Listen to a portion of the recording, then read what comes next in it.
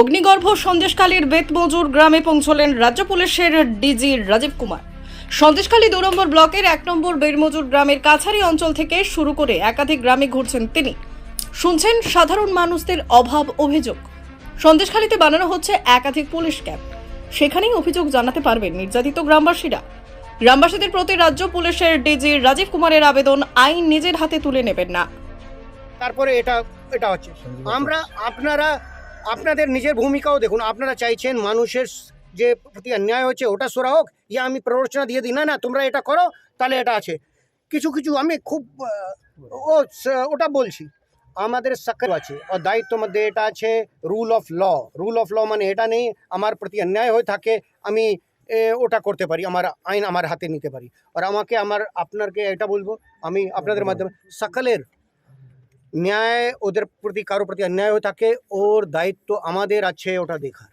আমরা খুব যত সম্ভব আমাদের ক্যাপাসিটি আছে ওটা দেখব। এখন আপনারা কভার করেছেন, আমি আমার অফিসারদের সঙ্গে কথা বলবো, প্লিজ পিছনে ছুটবেন না। Thank you very much. Okay, thank you sir. নিজের হাতে আইন নেবে, ওদের বিরুদ্ধে ফার্স্ট ব্যবস্থা হবে। কারো অভিযোগ থাকতে পারে, কারো এটা থাকতে পারে কি ওর প্রতি অন্যায় হয়েছে, কিন্তু যদি ও লোক আইন নিজের হাতে নেবে ওর আগে প্রথম ব্যবস্থা হবে।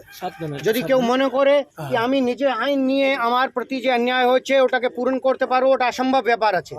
আমরা এখানে যদি এরকম কেউ চেষ্টা করবে, এটা যে কারো যদি অভিযোগ থাকে ওটা প্রশাসন ও পুলিশ ওটা পূরণ করবে, নিজের হাতে যদি কেউ করবে ওটা করতে দেওয়া হবে না, এটাই ইনস্ট্রাকশন আছে। তো ফার্স্ট যারা আজকে এটা প্ররোচনাতে কারো প্ররোচনাতে পা দিয়ে যদি কাজ করে থাকে ওদের বিরুদ্ধে ফার্স্ট ব্যবস্থা হবে। এরকম যদি কোনো লোক ল অ্যান্ড অর্ডার ভাঙার চেষ্টা করছে ওর অগেনস্ট ফার্স্ট ব্যবস্থা হবে। আর আপনারা শুনুন, আমি I am not hair two for a press conference, আপনারা দেখে দেন। আর মিডিয়াতেও আপনাদেরকে বলবো কিছু লোক ওনাদেরকে নিজের ভূমিকার সম্বন্ধে চিন্তা করা উচিত।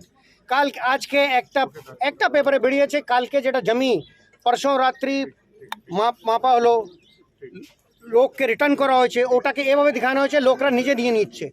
আপনাদের নিজের ভূমিকাও দেখবেন, আপনারা কি মানুষকে প্ররোচনা দেবেন কি না নিজের হাতে আইন নিন, ইয়া আপনারা চাইছেন ওদের যে প্রতি যদি অন্যায় হয়ে থাকে ওর সুরাহ হোক।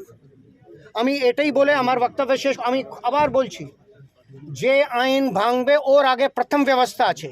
এটা নেই কি আমার প্রতি অন্যায় হয়েছে এই জন্য আমি আইন ভাঙতে পারি, এরকম কোনো আইন নেই।